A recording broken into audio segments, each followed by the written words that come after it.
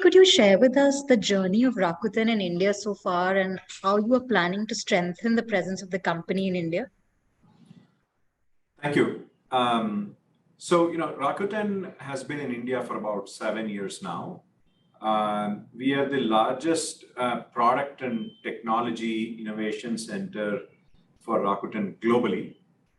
We started with about 50 to 100 employees 7 years ago, and we are 2,000 plus right now.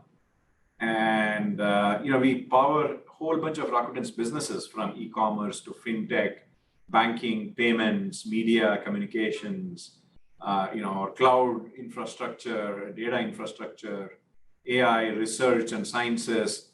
So we've developed a very, very strong technology footprint for Rakuten, and we power many of its global businesses. Secondly, from a B2C business perspective, we have Viber, which is Rakuten's messaging platform in India. And also, more recently, we are starting enterprise B2B technology business in India called 6sense. And we're a very diverse organization. We have everybody from, we have a research group, which has PhDs and postdocs and research scientists, all the way to architects, engineers, product managers, marketeers, sales, and of course, corporate activities. So it's a very, very diverse organization.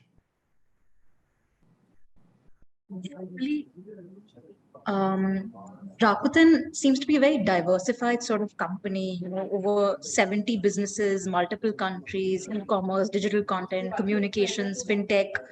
What are the verticals that you're looking to build in India? And can you share with us any milestones? Okay, so see, from a business perspective, we already have about a couple of businesses in India. We are going to add another 2 this year. So from a B2C perspective, Rakuten Viber, which is our messaging platform, similar to WhatsApp, is actually in India. We've been here for quite a few years. We have a few million users, and we are planning to grow that business in India, particularly with a focus on enterprise messaging as well. Secondly, Rakuten Symphony, which is our mobile business. So Rakuten Symphony is the software arm. It's telecom as a service business that actually powers Rakuten's in-house mobile business. As you know, Rakuten launched the world's first 5G mobile network in Japan. That was powered by Symphony. So Rakuten Symphony is actually majority based out of India. And we also have global customers that we service out of India. So that's a huge business that's actually in India as well. And the third business we are looking at, we have actually launched already, is enterprise B2B and technology sales. Right? So observability and monitoring is a huge, it's almost a $20-25 billion market globally. And so Rakuten has built an observability product called Rakuten 6sense that we've launched in India. We have over a couple of dozen customers in India right now, and we are hoping to expand globally. And so that's built in India for India. And finally, we are also looking into the healthcare space. So Rakuten Medical is a cancer cure solutions business, which uses photoimmune therapy, which is light-based radiation and immune therapy to cure head and neck cancer. And India has one of the largest head and neck cancers globally. And so we are working with the Drug Controller General of India to get authorization to launch this service in India, hopefully sometime this year. All right. And my question is just out of curiosity. It was not part of the approved list, but for Viber, apart from the B2B segment, which I'm guessing there's potential for success. Yeah. From a B2C perspective, is there any scope at all? Because WhatsApp is just, the network effect is just so high. So if you could just sort of it's a fair question. I think we are looking at it a little bit differently, and that is, there is, as you know, Rakuten Viber was built with very, very deep security and vulnerability protection in place, right? It was built in sort of Israel and in that part of the world, which is really with some of its biggest strength is security itself, right? So enterprises would love to use products like Rakuten Viber. In fact, in Rakuten India itself, all of our, we have more than 5,000 employees within India. Everybody uses Viber for enterprise communication. We share confidential information, documents, all of that. And so the level of security that's provided is very significant. So that's interesting to enterprises. Secondly, we're looking at sort of customized offerings potentially, right? Can we enable your hometown merchants to actually put up their catalog on Viber and start selling, right? So enabling micro commerce within your community as opposed to the large ones like Amazon and others who do nationwide e-commerce and so on. So that's kind of how we are looking at it. And we are also looking at specialized content. For example, until about maybe a year ago, we were the official sponsor of FC Barcelona, right? The European football team. And we have a huge fan following on Viber, right? Because Rakuten was not only sponsor of FC Barcelona, but we also own Viber. So engagement between players and their, and brands, with their supporters is huge, right? So it's also monetizable quite a bit as opposed to just messaging without any monetization. So we are looking at it a little bit differently than traditional messaging. You already mentioned some of the verticals that you're looking to grow in India, but I believe that especially in the enterprise SaaS and AI ops segment, there are some new businesses that you've launched. When were these businesses exactly launched, and what kind of market share are you targeting? Also, who will your customers be? Got it. So as I mentioned to you, this enterprise observability and AI ops is a very large market globally, right? It's almost about 25%, 25 billion, growing with a 10 to 15% CAGR. And overall, India itself is about 5% of that as of now, right? So it's a huge space where there is room for a player like us who thinks about this solution very holistically to come in. See, observability and AI ops, what it does is companies like Rakuten, for example, right? We have 70 plus companies. We have thousands of microservices that power our website, software, and web services. At any given point of time, things could go wrong, right? Whether it's load on the application, whether it's network infrastructure load, whether it's security, we need to be constantly monitoring and observing our solutions to, our software to figure out what's going wrong. And if something went wrong, being able to trace it all the way to end to end. And some of the things we are doing very differently is we are able to predict and preempt things before it actually goes wrong, right? And that's something none of our competitors have as well. And that's where AI comes in, right? We are looking at parameters and markers on traffic, on CPU load, and memory load, and storage, and so on over the past few weeks, months, and hours. And we're able to accurately predict what can happen where in our entire data center and cloud infrastructure. And so once we launched it internally with about 24 of our businesses, we felt it was really, we were confident that we have addressed a lot of use cases that are representative of other businesses outside as well. And these customers could be anybody from airline companies, fintech companies, even large and small and medium, online digital businesses, food delivery companies, logistics companies, to large software powerhouses, right? Infrastructure providers, your Facebooks of the world, and so on. So it can really traverse across the spectrum. All right. So my knowledge on this is not very deep, but just because I had this question, so for example, like very large firms like maybe Amazon or maybe Flipkart might have some of these tools internally.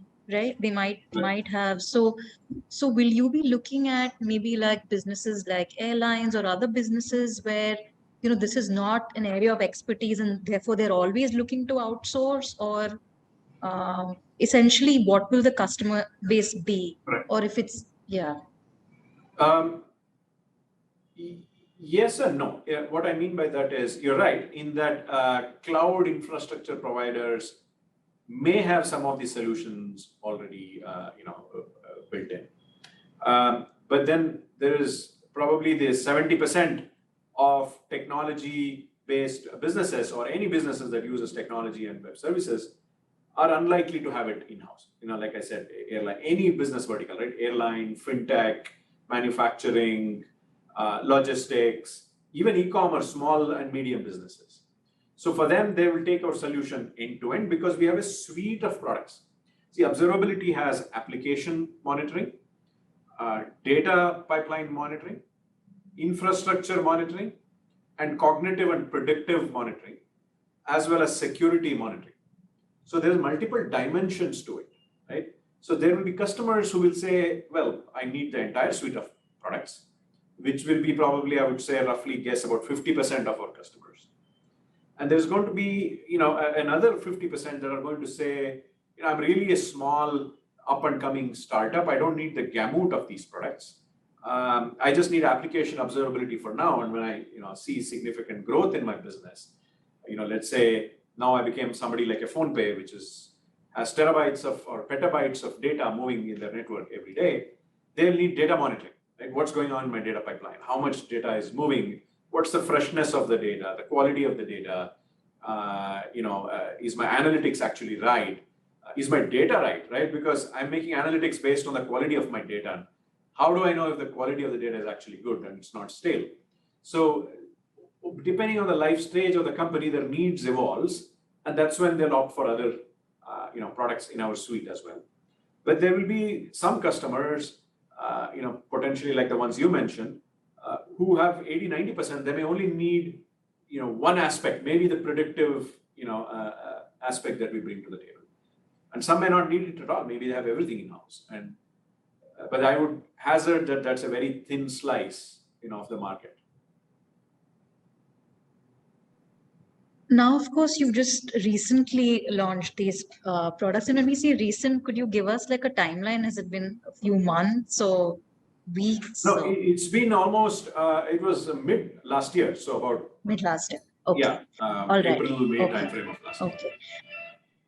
And now when the sales team, for example, charts their annual plan and targets, what do you foresee as which segment will bring in the largest revenue? Is it going to be companies in like health or fintech, or do you think it's going to be a mixed bag, or you're still figuring that out by testing the waters in India?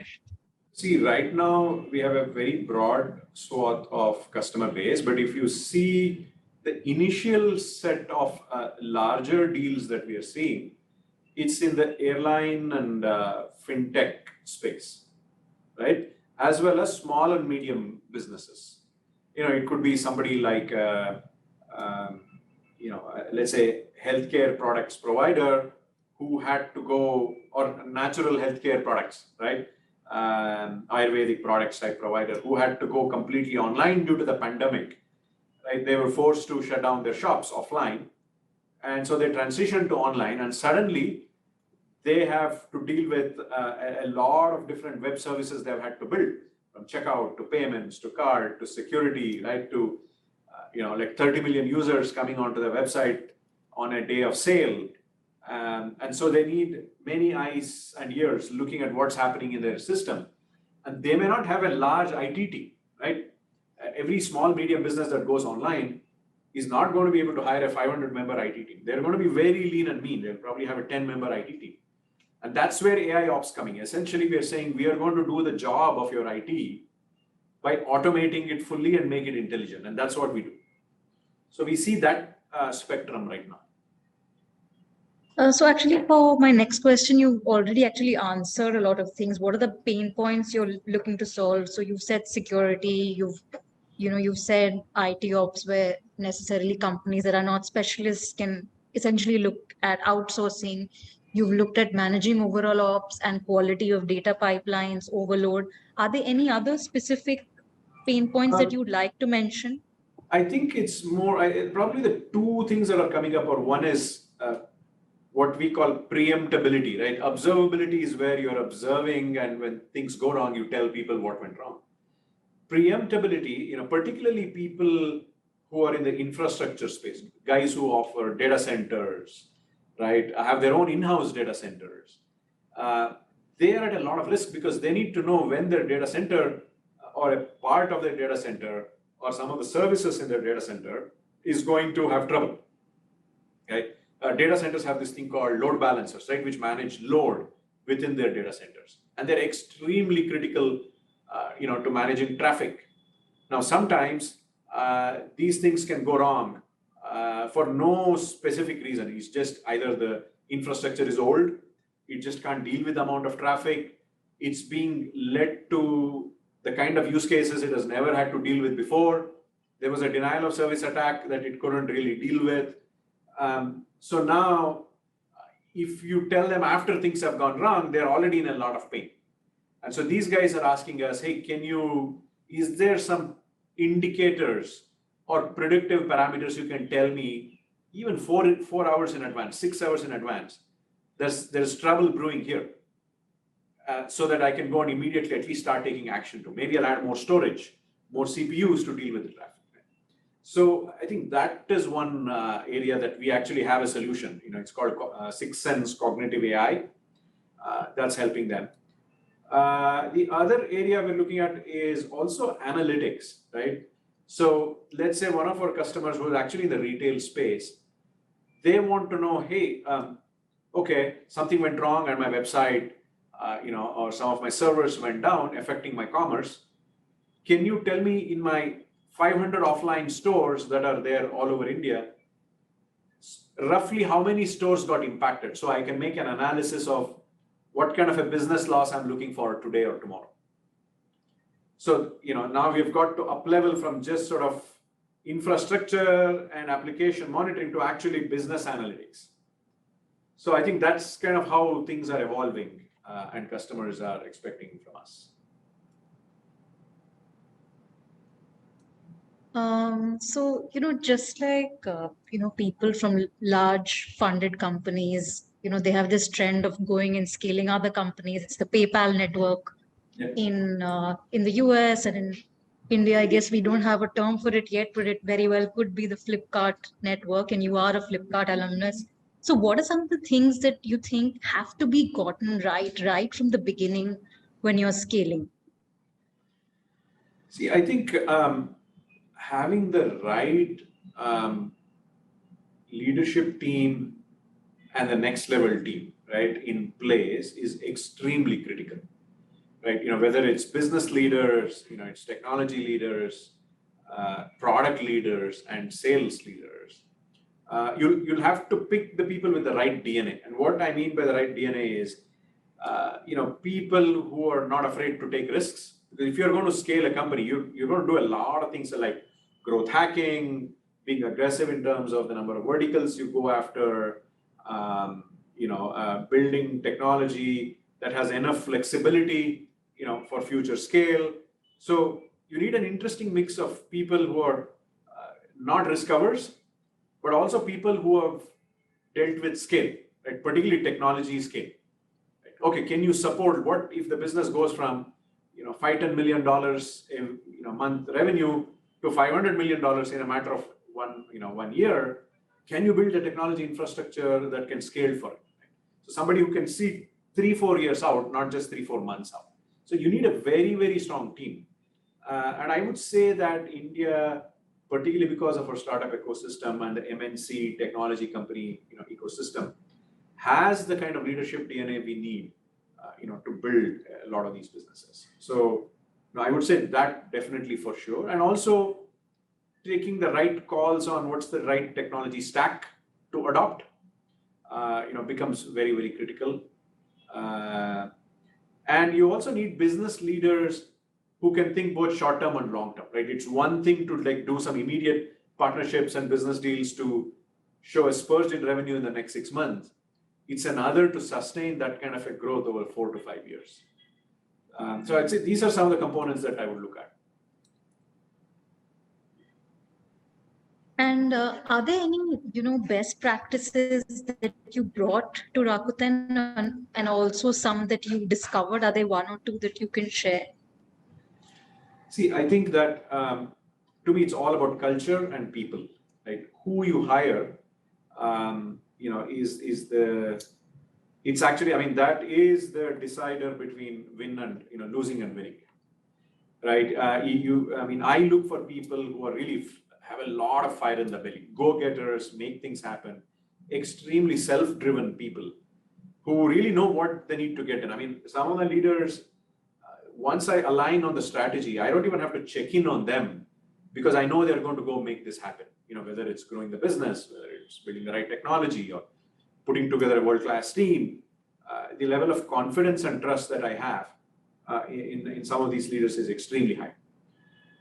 The second element you want to know, I mean, it's kind of related to go-getters, is people who are fairly boundaryless in how they think, right? Organizational hubris develops when you're going to craft yourself as a marketing person or a sales person or you're a product person or an engineering person, right? Or you're a communications person. And I honestly feel that's an artificial boundary we have drawn onto ourselves, perhaps just to make life simple on a day-to-day basis. But the people who make a significant impact are the ones who think of themselves as, I am the CEO of this company, right? This is my product, my business, my team. Whatever problem needs to be solved, the moment you reframe yourself as a problem solver and an opportunity finder, and you live and breathe that as your identity and title, now you've just unleashed a whole new paradigm and a multiplier effect on the company. I think to me that's paramount, to building a world-class company. All right. And our last question is, do you see any challenges for Rakuten's growth that you have planned? And if yes, how's your team or company preparing for it? See, I think that from a challenges, one is macro. I would say just the macroeconomics that we are seeing globally is definitely, we're all in a challenging environment, right? In terms of whether it's cost of borrowing or interest rates or demand itself and supply of labor, things of that nature. So like everybody else, we also need to sort of plan around it, right? It's not like we're going to be immune from it. We just have to plan around it. And we're already doing a lot of the right thing. We are prioritizing, the number of things that we are going to get done this year and next year. So we are not trying to spread ourselves too thin. We are putting our money where the highest priorities are, our people where the highest priorities are. So there's a lot of discipline that's already built in that I hope will help us, tide through this. The second thing is in some of our new businesses that we are building, like this B2B enterprise business, we are so confident of our product and business. I think scaling this in a very effective way, right? As we scale this both within India and US and other countries and so on, building a world-class support organization that's able to scale this business globally is something we're actually excited about. It's not necessarily we are concerned, but it's a challenge we are excited about.